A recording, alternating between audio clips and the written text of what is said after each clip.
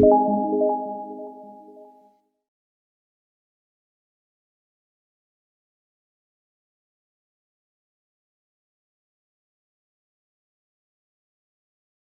we are, day 6, and I'm reading from Psalm 149 from The Voice.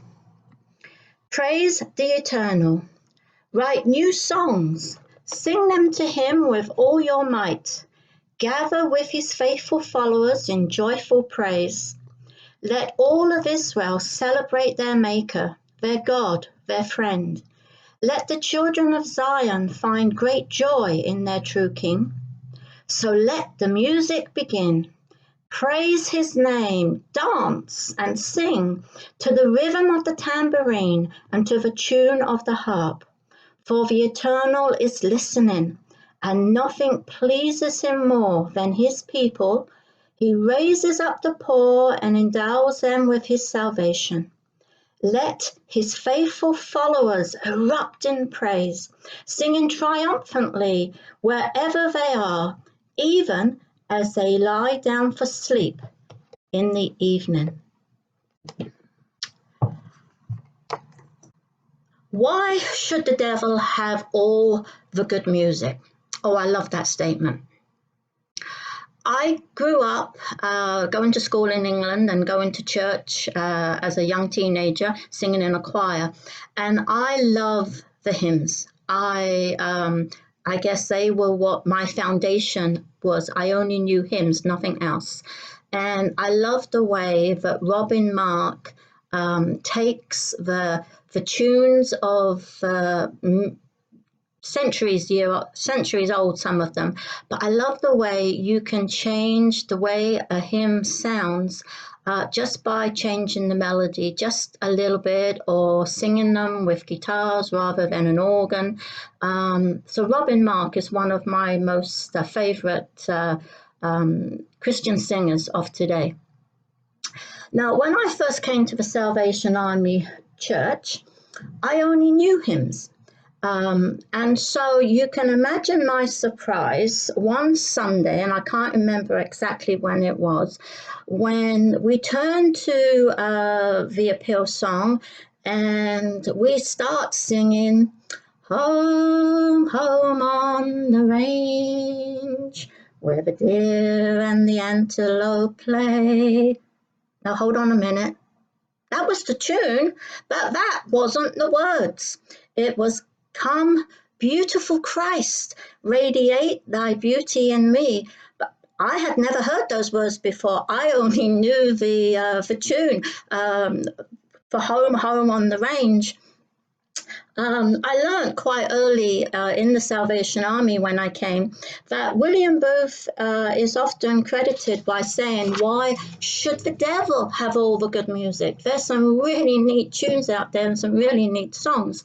And if you know your history of the Salvation Army, when we started in 1865, so in the late 1800s and the early 1900s, music halls were the choice of music, and everybody, just about everyone, would know the latest music hall songs. So as in the Salvation Army, William Booth and his followers were bringing people to Christ, and they would go to church, they didn't know the hymns, they didn't know the tunes, and so they felt out of place. And somebody came up with this idea about, why should the devil have all the good music? Let's put new words to an old tune.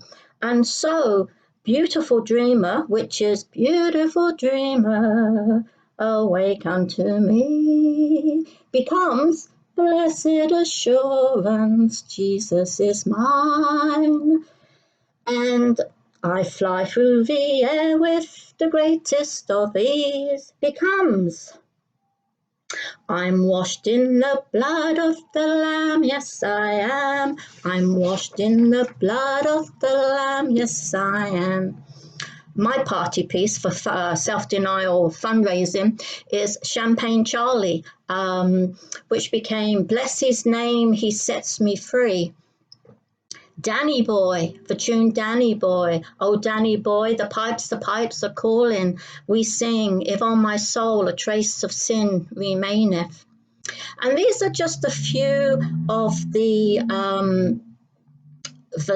musical tunes. There's so much more, and if you can find some, let me know what they are, and I might say, yes, I know that one, or I've never heard that one before.